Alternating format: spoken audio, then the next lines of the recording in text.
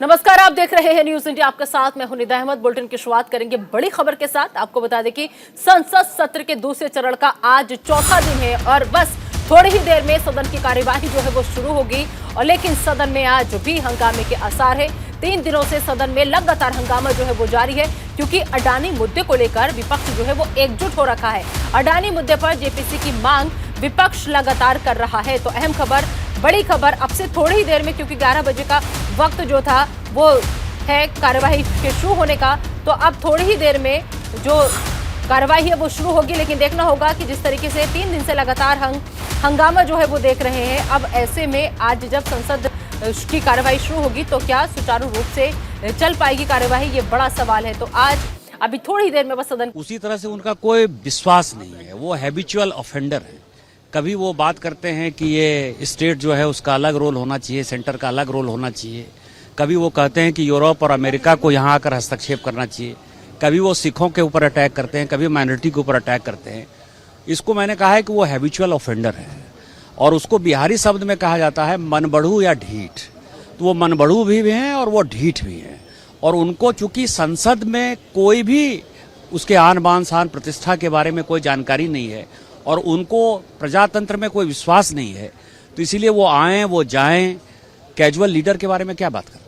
Congress party ने सिर्फ Lok Sabha speaker को चिट्ठी भी लिखी है कि सोची समझी रणनीति के तहत बीजेपी के माननीय सदस्यगण, मैं सदन चलाना चाहता हूं। मैं सबको मौका दूंगा, सबको मौका दूंगा, सबको पर्याप्त मौका मैंने दिया है। लेकिन सदन ऑर्डर में आना चाहिए, सदन चलना चाहिए। मैंने सभी माननीय सदस्यों को पर्याप्त समय, पर्याप्त अवसर दिया है। आपको भी इतना अवसर दूंगा। आप बेल में आकर फिर आप ये कहें कि बोलने का मौका दें, आप सीट पे जाएं, मैं आपको बोलने का मौका दूंगा।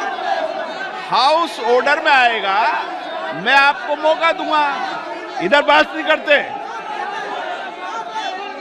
आप बेल में आते हैं और चर्चा करना चाहते हैं, आप जाइए, सीटों पे बैठिए, आप भी बैठिए, आपको मैं मौका दूंगा।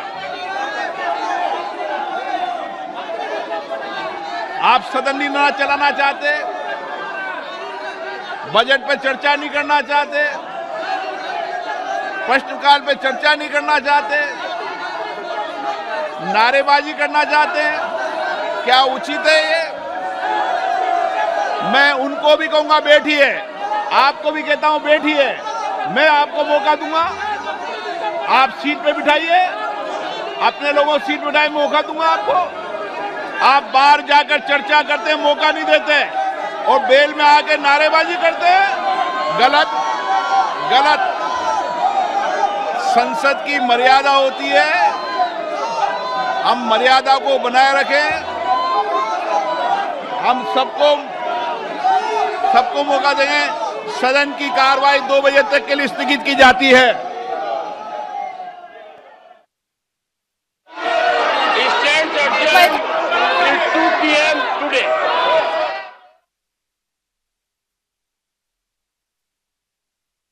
खबर है, अहम खबर, लोकसभा राज्यसभा की कार्यवाही को स्थगित कर दिया गया है, क्योंकि आपको बताने के लिए अडानी मुद्दे पर लगातार जेपीसी की मांग विपक्ष जो है वो कर रहा है। लेकिन वहीं जो सरकार के मंत्री है वो लगातार राहुल गांधी से माफी की मांग पर अड़े हुए हैं। लिहाजा एक बार फिर से लोकसभा की कार्यवाही को स्थगित कर दिया गया है। तो आज उम्मीद थी कि शायद सदन में कुछ खास हो जाएगा, क्योंकि प्रधानमंत्री नरेंद्र मोदी ने भी मंत्रियों के साथ मीटिंग की थी और वहीं मल्लिकार्जुन खड़गे भी विपक्ष के सांसदों से मिले थे। लेकिन स्पीकर महोदय आए, वो अपील करते रहे, रिक्वेस्ट करते रहे। उन्होंने कहा कि मैं चाहता हूं कि संसद जो है वो चले, लेकिन फिर से भारी हंगामा देखने को मिला। भारी हंगामे के बीच दोपहर 2 बजे तक कार्यवाही को स्थगित कर दिया गया है। तो लोकसभा और राज्यसभा की कार्यवाही स्थगित हो चुकी है दोपहर 2 बजे तक के लिए। तो लोकसभा राज्यसभा की कार्यवाही को स्थगित कर दिया गया है।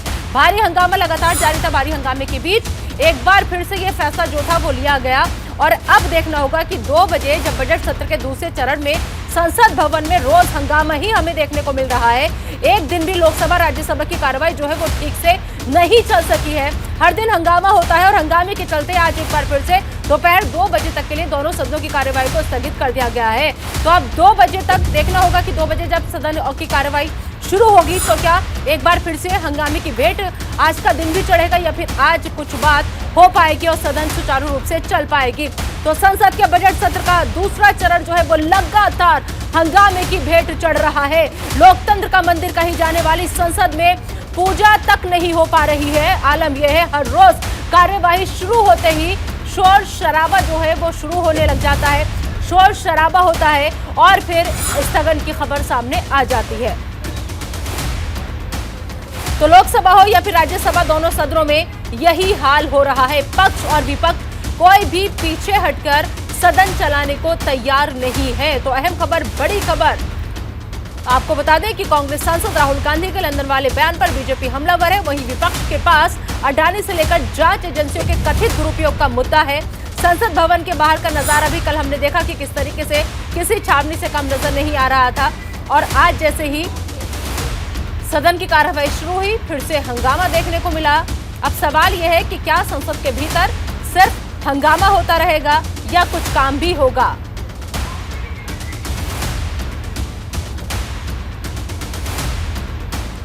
और चलिए अब आपको सुनवाते हैं कि पवन खेड़ा क्या कुछ कह रहे हैं। पवन खेड़ा की प्रेस कॉन्फ्रेंस का रुख कर लेते हैं। देना चाहते हैं गौतम अडानी जी को।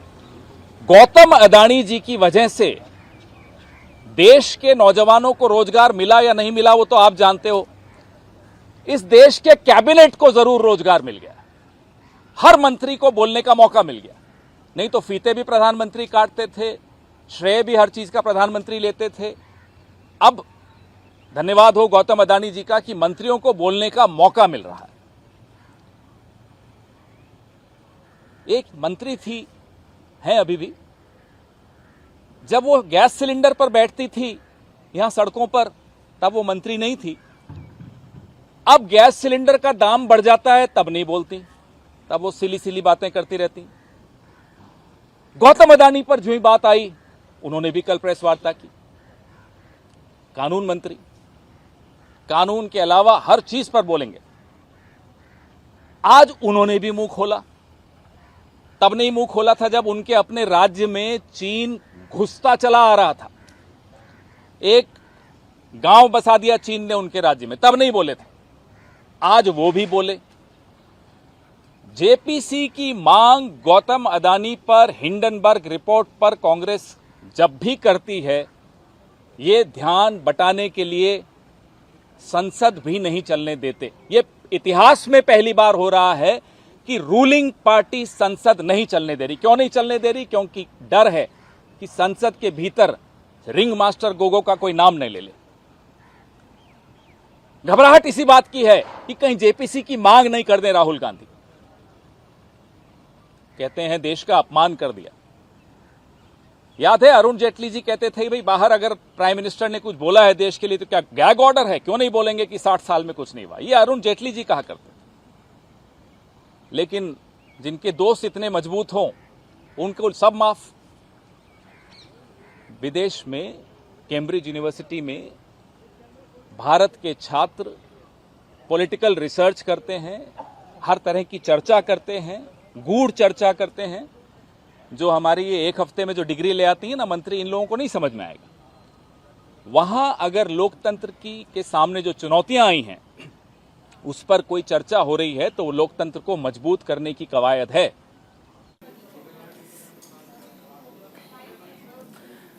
तो आप सुन रहे थे और बता दें कि कांग्रेस लगातार हमलावर है। कई सवाल पवन खेड़ा की तरफ से एक बार फिर से पूछे गए। चलिए आगे बढ़ते हैं। केंद्रीय कानून मंत्री की हम बात कर लेते हैं जिसका जिक्र अभी पवन खेड़ा भी कर रहे थे। दरअसल केंद्रीय कानून मंत्री ने राहुल गांधी पर हमला बोला। उन्होंने कहा कि राहुल गांधी ने देश का अपमान किया है। किरण रिजिजू ने यह बात कही, देश को गाली देंगे तो चुप नहीं रहेंगे। आगे उन्होंने कहा किरण रिजिजू ने कि कांग्रेस देश को बदनाम कर रही है। देश को बदनाम करने का अधिकार किसी को नहीं है। तो राहुल गांधी ने देश का अपमान किया है, ये कहना है किरण रिजिजू का। और दरअसल वो मीडिया के सामने आए थे सुबह 9:30 बजे के करीब। उस दौरान उन्होंने कहा कि देश को गाली देंगे तो हम चुप नहीं रहेंगे, कांग्रेस देश को बदनाम करने का काम कर रही है।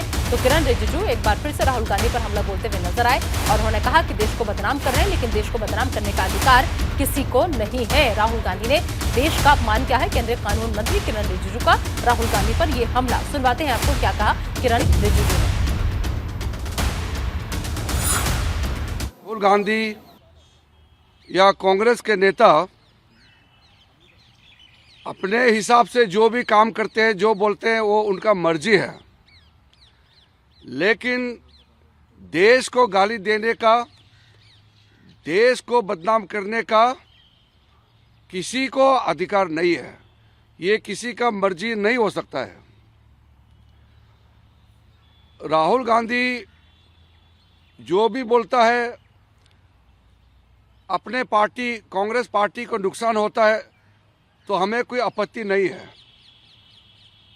कांग्रेस पार्टी किस परिस्थिति में है ये उनका अंदरूनी मामला है, और राहुल गांधी के वजह से अगर कांग्रेस डूबता है तो हम उसमें कोई रुचि नहीं रखता है। अगर कांग्रेस पार्टी को राहुल गांधी ने डुबा दिया, बर्बाद कर दिया, तो हमारे लिए ये कोई रुचि का विषय नहीं है। लेकिन अगर वो देश को डुबाने का काम करेगा, देश को नुकसान कराने का काम करेगा, तो इस देश का नागरिक होने के नाते हम चुपचाप नहीं बैठ सकते हैं। तो किरण रिजिजू को आपने सुना। और इधर कांग्रेस अध्यक्ष मल्लिकार्जुन खड़गे ने भी बड़ा बयान दिया है। उन्होंने कहा कि देश में लोकतंत्र को कुचला जा रहा है, साथ ही कहा कि सदन में विपक्ष को बोलने नहीं दिया जा रहा। आगे मल्लिकार्जुन खड़गे ने कहा कि सत्ता पक्ष के लोग सदन में हंगामा करते हैं, माफी मांगने का सवाल ही नहीं उठता। असली मुद्दों से ध्यान भटकाने की कोशिश ये सरकार की है। तो अहम खबर, बड़ी खबर, सदन में विपक्ष को बोलने नहीं दिया जा रहा। मल्लिकार्जुन खड़गे ये बात कहते हुए नजर आए। उन्होंने कहा कि सत्ता पक्ष के लोग जो हैं वो सदन में हंगामा करते हैं क्योंकि वो लोग नहीं चाहते। और राहुल से माफी के सवाल पर उन्होंने कहा कि माफी मांगने का सवाल ही नहीं, असली मुद्दों से ध्यान भटका रही है सरकार। आइए आपको सुनवाते हैं कि क्या कहा मल्लिकार्जुन खड़गे ने।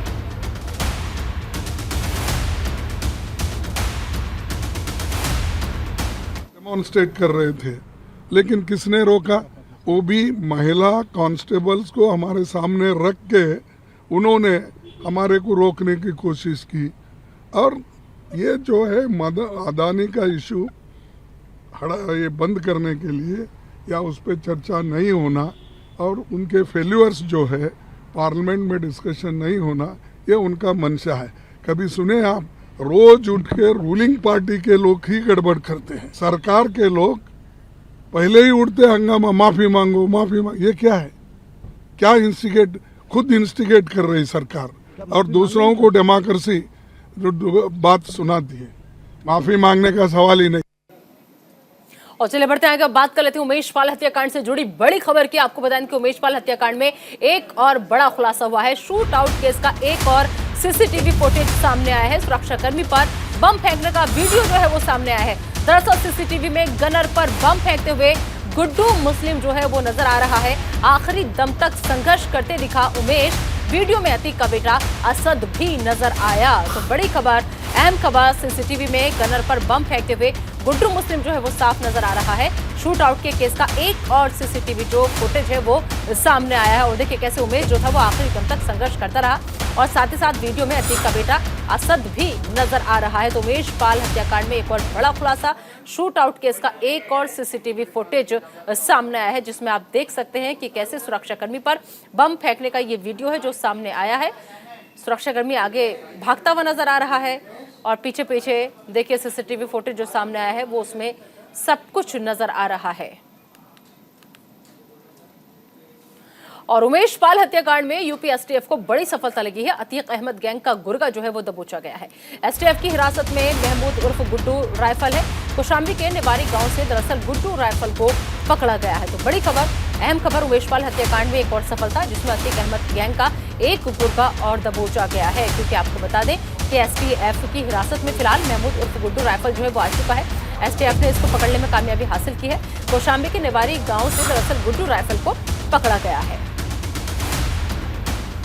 तो उमेशपाल हत्याकांड में यूपी एसटीएफ को ये बड़ी सफलता। अतीक अहमद का एक और जो गैंग का एक और गुर्गा था उसको दबोचा गया है।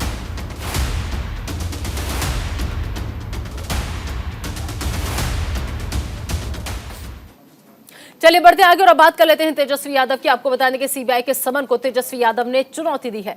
दिल्ली हाईकोर्ट में तेजस्वी ने दायर की याचिका। तेजस्वी यादव की याचिका पर हाईकोर्ट में आज सुनवाई होनी है। याचिका में सीबीआई के नोटिस को रद्द करने की मांग की गई है। सीबीआई ने तेजस्वी को 3 नोटिस जारी किए हैं। याचिका में परेशान करने की भी बात कही गई है। तो अहम खबर, बड़ी खबर आपको हम बताएं, तेजस्वी यादव की याचिका पर हाईकोर्ट में आज सुनवाई होनी है। याचिका में दरअसल सीबीआई ने जो नोटिस दिया है तेजस्वी यादव को, उसको रद्द करने की मांग की गई है तेजस्वी यादव की तरफ से। सीबीआई ने तेजस्वी को 3 नोटिस जो है वो जारी किए हैं और आज तेजस्वी यादव की याचिका पर हाईकोर्ट में सुनवाई होने जा रही है। और क्योंकि इस याचिका में तेजस्वी यादव ने परेशान करने का भी आरोप लगाया है कि उनको परेशान किया जा रहा है।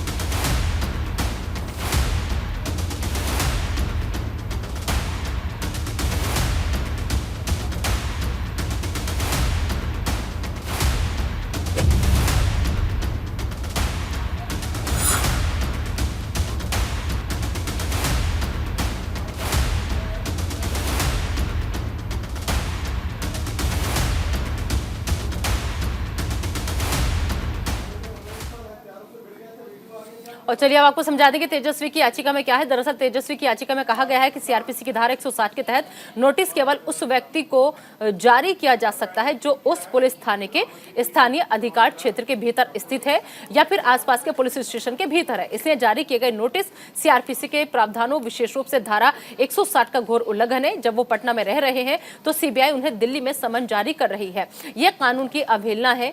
आगे वो कहते हैं कि दरअसल इससे पहले आपको बता दें कि 3 बार तेजस्वी जो है वो हाजिर नहीं हुए हैं।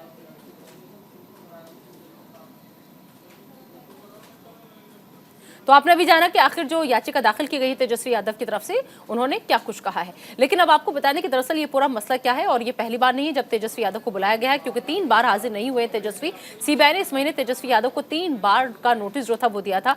और बता दें आपको कि दरअसल 14 मार्च वो तारीख जब 14 मार्च को तीसरी बार सीबीआई की पूछताछ में शामिल नहीं हुए थे तेजस्वी।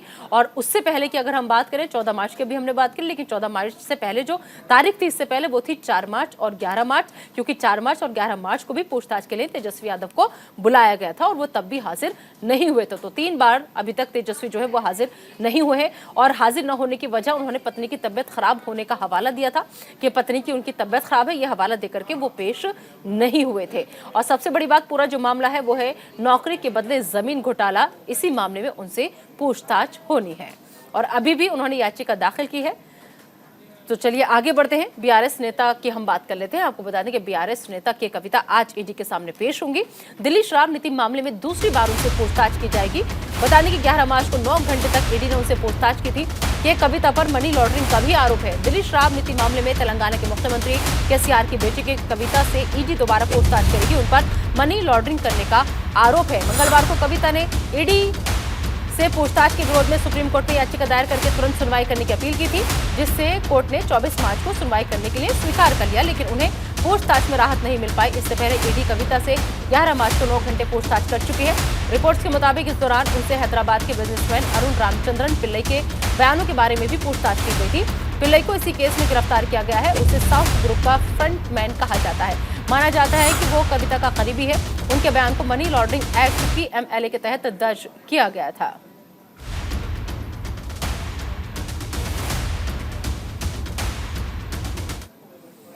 तो के कविता का ईडी से सामना होगा, लेकिन उससे जुड़ी कुछ अहम जानकारी ग्राफिक्स के जरिए आपके साथ हम साझा कर देते हैं कि आखिर जब सामना होगा तो क्या कुछ होगा, क्योंकि के कविता से ईडी की ये दूसरी बार पूछताछ जो है वो होने जा रही है।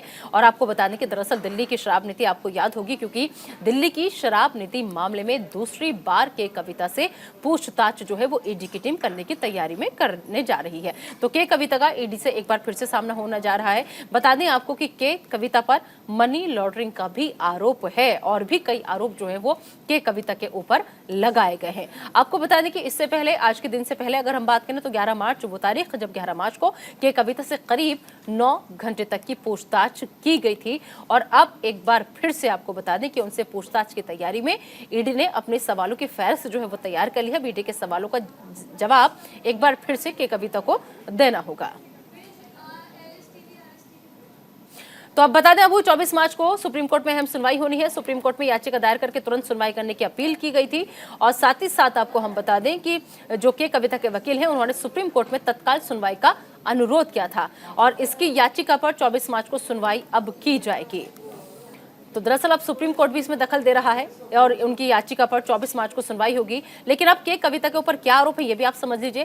के कविता साउथ कार्टेल का दरअसल हिस्सा थी और आप जरा ध्यान से समझेगा तब आपको पूरा मामला समझ में आएगा। बता दें आपको कि रिश्वत देकर दिल्ली की शराब नीति में बदलाव कराए और पैसे कमाए, ये आरोप के कविता के ऊपर लग रहा है, इसलिए उनका कनेक्शन दिल्ली की शराब नीति से जोड़ा जा रहा है। उपराज्यपाल वीके सक्सेना ने दिल्ली शराब नीति की सीबीआई जांच के आदेश दिए थे और लगातार सीबीआई इस पूरे मामले में काफी एक्टिव है। आपको याद होगा कि पूर्व उप मुख्यमंत्री जो है वो भी अब सलाखों के पीछे हैं और इसके बाद नीति को वापस जो था वो लिया गया था। तो आदेश आते हैं, आदेश के बाद वापस ले लिया जाता है, लेकिन अब उसका कनेक्शन जो है वो सीधा सीधा के कविता से जोड़ा जा रहा है। हालांकि के कविता लगातार ये कह रही है कि उनका इससे कोई भी लेना देना नहीं है।